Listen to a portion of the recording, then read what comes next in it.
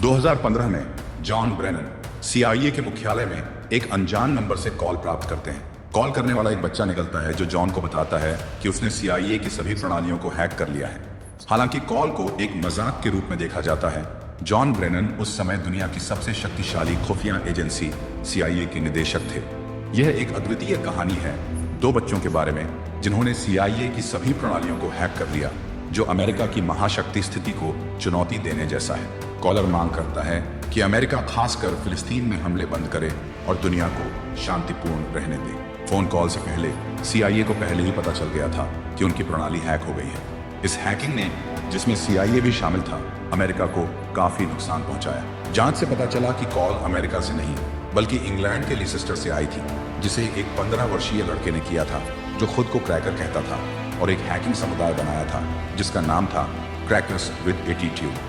ये समझने के लिए कि CIA को कैसे और क्यों हैक किया गया, हमें वापस 2008 में जाना होगा, जहां कहानी शुरू होती है। 2008 में वर्जीनिया राज्य में एक और लड़का था जिसकी पहचान डिफॉल्ट के रूप में थी और वह वीडियो गेम्स का बड़ा प्रशंसक था। उसने ऑनलाइन गेम जैसे काउंटर स्ट्राइक जीतने के लिए गेम्स के प्रोग्रामिंग को बदलना शुरू कर दिया, जिसमें उसने इसके नियमों को बदलकर अपने लिए जीतना आसान बना दिया। दूसरे शब्दों में, वह चीट्स बना रहा था और सब कुछ इंटरनेट से सीख रहा था। इसके लिए प्रेरणा उसे एक हैकिंग समूह से मिली जिसे इंटरनेट पर 2008 में देखा था और जो उस समय काफी प्रसिद्ध था। यह समूह अक्सर बड़े वेबसाइट्स हैक करने के लिए सुर्खियों में रहता था, अपनी राय व्यक्त करता था और उन पर अपने संदेश छोड़ता था। इन सब से प्रभावित होकर डिफॉल्ट ने हैकिंग की दुनिया में कदम रखने की प्रेरणा ली। डिफॉल्ट धीरे धीरे आगे बढ़ने लगा, धीरे धीरे छोटे वेबसाइट्स हैक करने लगा, लेकिन वह कुछ बड़ा करना चाहता था जिसके लिए उसे एक हैकिंग ग्रुप की भी जरूरत थी। इसलिए डिफॉल्ट ने एनॉनसेक नामक एक हैकिंग ग्रुप में शामिल हो गया। इस समूह ने पहले कई वेबसाइट्स को हैक किया था, लेकिन यह हैकिंग ज्यादातर राजनीतिक थी। एनॉनसेक ने बॉटनेट्स का उपयोग किया, जिसका मतलब है कि उन्होंने इंटरनेट पर वायरस बनाए और उन्हें फैलाया। और जब भी वायरस किसी कंप्यूटर में चला जाता और एनॉनसेक के नियंत्रण में आ जाता, तो वायरस से संक्रमित सभी कंप्यूटर उनके बॉटनेट का हिस्सा बन जाते, जबकि इन सभी कंप्यूटर्स के पूरे नेटवर्क को बॉटनेट कहा जाता था। क्योंकि डिफॉल्ट को एनॉनसेक के सदस्य होने के कारण इस बॉटनेट का एक्सेस मिला था और उसने देखा कि इस बॉटनेट में एक कंप्यूटर था जो कनाडा के एक मेडिकल कॉलेज का था। डिफॉल्ट ने उस कंप्यूटर पर थोड़ी कोशिश की और उस मेडिकल कॉलेज के वित्तीय रिकॉर्ड्स तक पहुंच प्राप्त कर ली। उसने देखा कि स्कूल एक छात्र से $9 मिलियन से अधिक की वसूली करने वाला था और ये सभी रिकॉर्ड अब डिफॉल्ट के कब्जे में थे, जिन्हें उसने कॉलेज के कंप्यूटर से हटा दिया था। डिफॉल्ट का पहला हैकिंग सफल हुआ, जिससे अराजकता फैल गई। मेडिकल कॉलेज के पूरे प्रशासन में अराजकता छा गई। यह पहली हैकिंग शरारत में की गई थी, लेकिन अगली हैकिंग गुस्से में की गई थी। सन 2014 में डेनमार्क की सरकार ने एक शर्मनाक कानून पारित किया, जिसके अनुसार जानवरों के साथ आनुवंशिक संशोधन किया जा सकता था। यह खबर दुनिया भर के पशु अधिकार कार्यकर्ताओं के लिए बहुत परेशान करने वाली थी। डिफॉल्ट के पास भी एक कुत्ता था जिसे वह बहुत प्यार करता था। इसलिए गुस्से में डिफॉल्ट ने अपने समूह के साथ मिलकर डेनमार्क की आधिकारिक वेबसाइट हैक कर ली और उस पर बड़े संदेश लिखे पूछते हुए, क्या आपको पता है कि आपकी सरकार जानवरों के साथ आनुवंशिक संशोधन की अनुमति देती है? बॉटनेट का उपयोग करके डिफॉल्ट ने इस कानून के पक्ष में बनाई गई सभी वेबसाइटों पर हमला किया। डेनमार्क की आधिकारिक वेबसाइट के हैक होने के कारण यह खबर फैली और पूरे विश्व ने डेनमार्क के कदम की आलोचना शुरू कर दी। लोग डेनमार्क के बारे में अच्छी और बुरी बातें कहने लगे। आखिरकार डेनमार्क की सरकार इस दबाव को सहन नहीं कर सकी और उसे फैसला वापस लेना पड़ा। अगले साल डिफॉल्ट को अपना निर्णय वापस लेना पड़ा। पहली बार उद्देश्य में सफल हो गए थे, लेकिन लोगों ने इसे गुमनाम समूह को श्रेय दिया। समूह की सुर्खियों ने इसे डिफॉल्ट बना दिया। बिल्कुल पसंद नहीं आया कि यह इतनी बड़ी उपलब्धि थी, लेकिन उसने यह उपलब्धि हासिल की। फिर भी उसका श्रेय कोई और ले रहा है, लेकिन उसने हिम्मत नहीं हारी और अन्य हैकरों की तरह अपना काम जारी रखा। डिफॉल्ट्स ने भी अपनी पहचान उजागर नहीं की। उसे पता था कि हैकिंग के कारण अगर वह कभी पकड़ा गया तो इसके परिणाम काफी भयानक हो सकते हैं। वह सामान्यतः अपने घर का वाईफाई इस्तेमाल नहीं करता था। उसने इसके बजाय एक सैटेलाइट कनेक्शन खरीदा था, जिसे उसने अपने घर से काफी दूर स्थापित किया था और वहां से एक प्राइवेट नेटवर्क के माध्यम से अपने घर में इंटरनेट इस्तेमाल करता था। उसका कंप्यूटर भी काफी सुरक्षित था। सुरक्षा के कारण उसका कंप्यूटर चालू होने में 30 मिनट लगाता था, लेकिन अपनी निजता के लिए इतना इंतजार करने में कोई समस्या नहीं थी। अब तक आपने इस कहानी के केवल दो पात्रों के बारे में जाना है। एक है क्रैकर, जो इंग्लैंड में रहता था, और दूसरा है डिफॉल्ट, जो USA में रहता था। 2013 से पहले वे एक दूसरे को नहीं जानते थे, लेकिन एक घटना हुई जिसकी वजह से वे दोनों एक हो गए। एडवर्ड जोसेफ स्नोडेन राष्ट्रीय सुरक्षा एजेंसी में सुरक्षा सलाहकार के रूप में एक अमेरिकी सरकारी परियोजना पर काम कर रहे थे जब उन्हें पता चला कि CIA हर इंटरनेट उपयोगकर्ता का डेटा रखता है और उसकी निजी जानकारी को वफादारी के साथ रखता है और उसे अपने उद्देश्यों के लिए उपयोग करता है, जबकि उपयोगकर्ता इससे अनजान होता है। एडवर्ड CIA के इस रहस्य को उजागर करना चाहते थे, लेकिन उसका खुलासा करने से डरता था।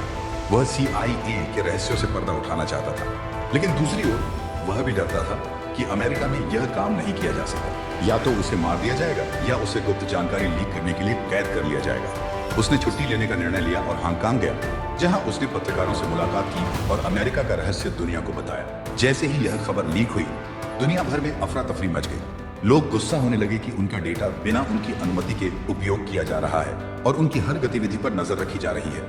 इसके प्रतिक्रिया में दाई और क्रेका ने एक दूसरे से संपर्क किया। दोनों ने अमेरिकी सरकार और CIA को सबक सिखाने का निर्णय लिया कि जब लोगों की व्यक्तिगत जानकारी लीक होती है तो कैसा लगता है। दाई और क्रेका का मकसद एक था, डिफॉल्ट अपने लोगों की निजता को खत्म करना चाहता था। वह संयुक्त राज्य अमेरिका से बदला लेना चाहता था, जबकि क्रेका गाजा पर किए गए हमलों का बदला लेना चाहता था। दोनों अमेरिकी सरकार के दुश्मन थे। सबसे पहले उन्होंने अमेरिकी राष्ट्रीय खुफिया एजेंसी के निदेशक जेम्स क्लैपर का फोन नंबर प्रकाशित किया और कोई भी उसका फोन नंबर केवल खोजकर प्राप्त कर सकता था। अब वह एक और हाई प्रोफाइल व्यक्ति को हैक करना चाहता था और उसने CIA के निदेशक को हैक करने का जिम्मा लिया। जॉन ब्रेनन के मिशन में शामिल हो गया। क्रेका ने इंटरनेट पर जॉन के बारे में खोज शुरू की और एक सार्वजनिक फोन नंबर उसके सामने आया। उसने देखा कि यह नंबर वेरिजॉन का था, जो एक अमेरिकी मोबाइल ऑपरेटर है।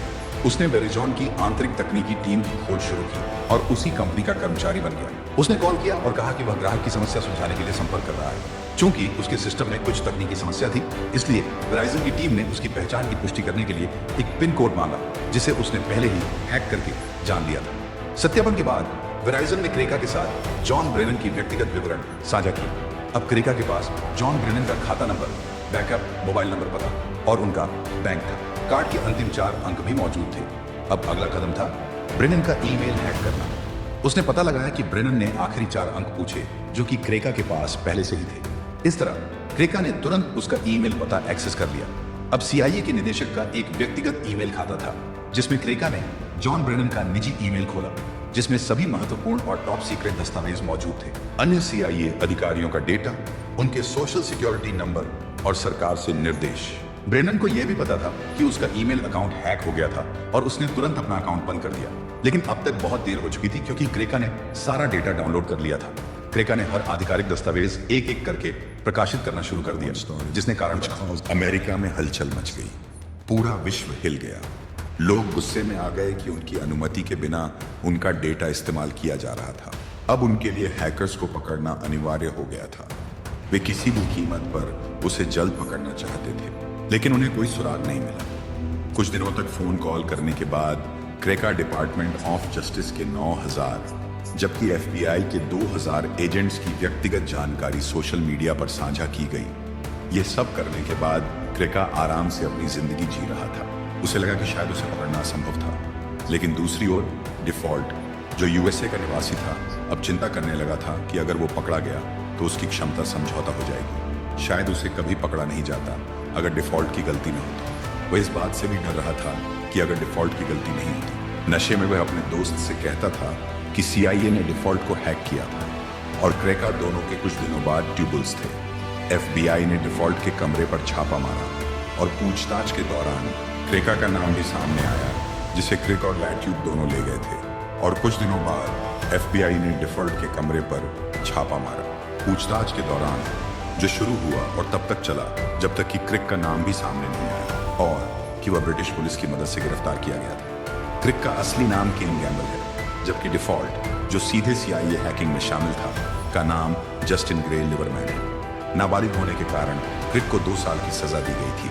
वहीं डिफॉल्ट को भी, जो CIA हैकिंग में सीधे शामिल नहीं था, उसे 5 साल की सजा दी गई थी। दोनों को आज जेल से रिहा कर दिया गया है और वे साइबर सुरक्षा में अपना करियर बढ़ा रहे हैं।